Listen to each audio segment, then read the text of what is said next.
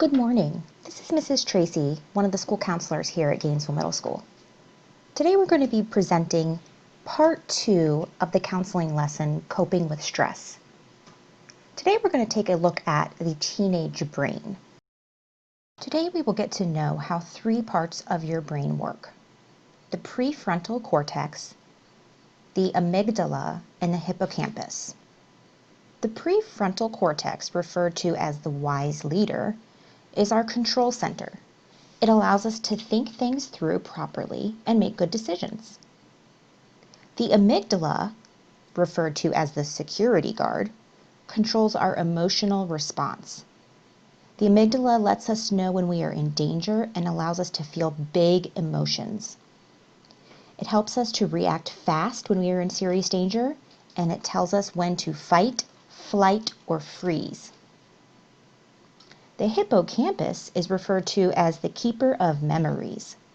Similar to a scrapbook, it stores everything important that we want to remember. For example, your email address and your password, to the name of your family members. Chronic stress has a shrinking effect on the prefrontal cortex, the area of your brain responsible for memory and learning. While the stress can shrink the prefrontal cortex, it can increase the amygdala, which can make the brain more receptive to stress, causing you to feel more stressed out.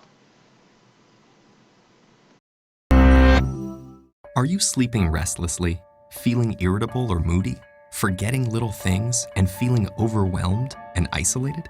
Don't worry, we've all been there. You're probably just stressed out. Stress isn't always a bad thing. It can be handy for a burst of extra energy and focus, like when you're playing a competitive sport or have to speak in public. But when it's continuous, the kind most of us face day in and day out, it actually begins to change your brain. Chronic stress, like being overworked or having arguments at home, can affect brain size, its structure, and how it functions, right down to the level of your genes. Stress begins with something called the hypothalamus-pituitary-adrenal axis, a series of interactions between endocrine glands in the brain and on the kidney, which controls your body's reaction to stress. When your brain detects a stressful situation, your HPA axis is instantly activated and releases a hormone called cortisol, which primes your body for instant action. But high levels of cortisol over long periods of time wreak havoc on your brain. For example, chronic stress increases the activity level and number of neural connections in the amygdala, your brain's fear center. And as levels of cortisol rise, electric signals in your hippocampus, the part of the brain associated with learning, memories, and stress control, deteriorate. The hippocampus also inhibits the activity of the HPA axis, so when it weakens, so does your ability to control your stress. That's not all though. Cortisol can literally cause your brain to shrink in size. Too much of it results in the loss of synaptic connections between neurons and the shrinking of your prefrontal cortex, the part of your brain that regulates behaviors like concentration, decision-making, judgment, and social interaction. It also leads to fewer new brain cells being made in the hippocampus. This means chronic stress might make it harder for you to learn and remember things, and also set the stage for more serious mental problems like depression and eventually Alzheimer's disease. The effects of stress may filter right down to your brain's DNA. An experiment showed that the amount of nurturing a mother rat provides its newborn baby plays a part in determining how that baby responds to stress later in life. The pups of nurturing moms turned out less sensitive to stress because their brains developed more cortisol receptors, which stick to cortisol and dampen the stress response. The pups of negligent moms had the opposite outcome, and so became more sensitive to stress throughout life. These are considered epigenetic changes, meaning that they affect which genes are expressed without directly changing the genetic code. And these changes can be reversed if the moms are swapped. But there's a surprising result. The epigenetic changes caused by one single mother rat were passed down to many generations of rats after her. In other words, the results of these actions were inheritable. It's not all bad news though. There are many ways to reverse what cortisol does to your stressed brain. The most powerful weapons are exercise and meditation, which involves breathing deeply and being aware and focused on your surroundings. Both of these activities decrease your stress and increase the size of the hippocampus, thereby improving your memory. So don't feel defeated by the pressures of daily life. Get in control of your stress before it takes control of you.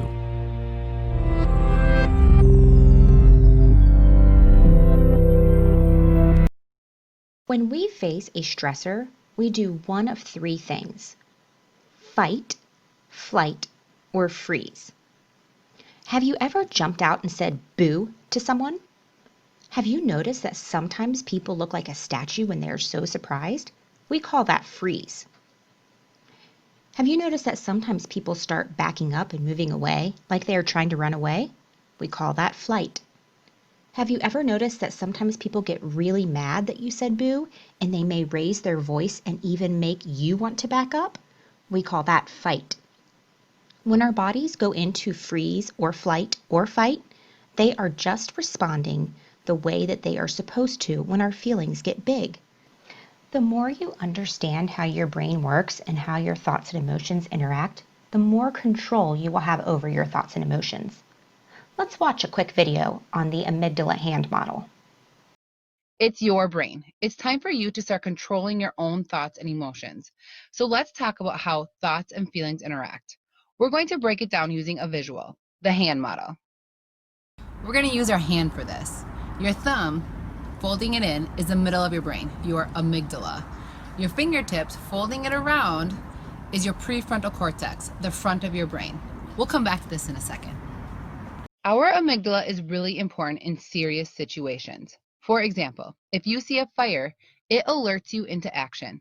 It cuts off access to your prefrontal cortex where you think and reason, which is great. You don't need to calculate just how long it will take for the house to burn down.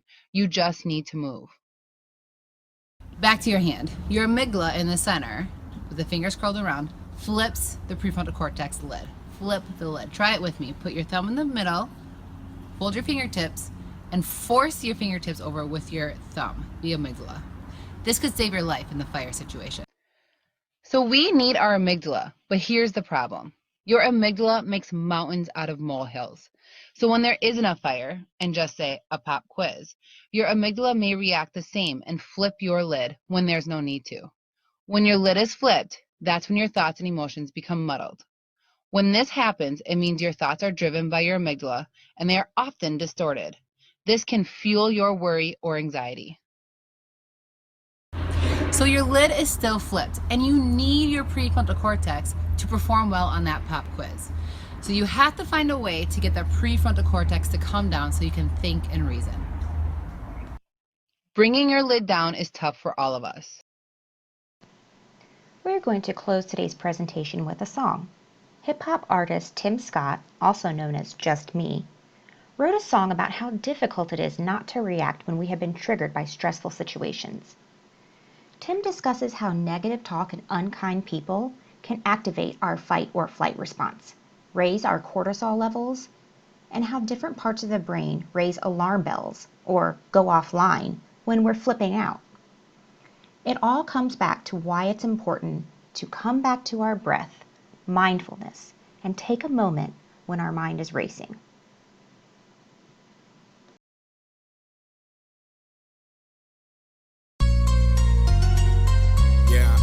Just me, man. Bitty bop bop. People messing with me on the constant. I don't want to be bothered with the nonsense. How the brain works, gotta know the deal. Don't wanna lose it, gotta find a way to keep it chill. Don't flip your lid. Don't flip your lid. Gotta get your brain a bright, deep breath so you don't make a mistake. Don't flip your lid. Don't flip your lid. Gotta get your brain a bright, deep breath so you don't make a mistake. Hey, look, I don't want no problems, I'm a nice dude. I'm tryna stay cooler than an ice cube. First I started out in a nice mood. To people causing problems wanna act rude. That feeling in my stomach got me feeling wrong. In my chest I can feel the anger coming on. I'm trying real hard hard not to blow it. Fight or flight, and the fight's growing. Checking up the brain like a CAT scan. Trying to understand how I act when I'm angry, I'm scared, or I'm stressing. I'm wildin' out, gotta learn to get it back, man. People messing with me on the constant. I don't wanna be bothered with the nonsense. How the brain works, gotta know the deal. Don't wanna lose it, gotta find a way to keep it chill. Don't flip, yo leg. Don't flip, yo leg. Gotta get your brain a bright. Deep breath so you don't make a mistake. Don't flip, yo leg. Don't flip, yo leg. Gotta get your brain a bright. Deep breath so you don't make a mistake. Feels like I'm losing my mind. Why do I react every time? That's why it's so hard for me to stay calm. My amygdala is sounding my brain's alarm. It's really not a sound though, not at all. It's a chemical signal called cortisol. Cortisol got my brain running rampant. Can't remember when it's blocking up my hippocampus. I can't focus, can't stay calm. Prefrontal cortex isn't turned on. So when the cortisol got me tripping, can't remember, can't calm down or pay attention. People messing with me on a constant. I don't wanna be bothered with the nonsense. How the brain works, gotta know the deal. Don't wanna lose it, gotta find a way to keep it chill. Don't flip, yo leg. Don't flip, yo leg. Gotta get your brain a bright. Deep breath so you don't make a mistake. Don't flip, yo leg. Don't flip, yo leg. Gotta get your brain a bright. Deep breath so you don't make a mistake. Gotta breathe. Oxygen, what I need. Tryna live mindfully. Keep calm, don't flip your LID. People messing with me on the constant. I don't wanna be bothered with the nonsense. How the brain works, gotta know the deal. Don't wanna lose it, gotta find a way to keep it chill. Don't flip, yo leg. Don't flip, yo leg. Gotta get your brain a bright. Deep breath so you don't make a mistake. Don't flip, yo leg. Don't flip, yo leg. Gotta get your brain a bright. Deep breath so you don't make a mistake.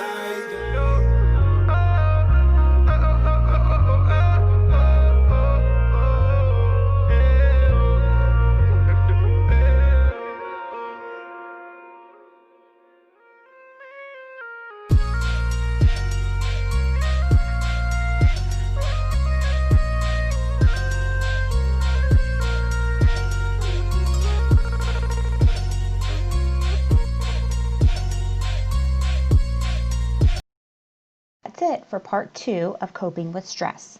I hope you all have a wonderful day, low stress levels, and remember, don't flip your lid.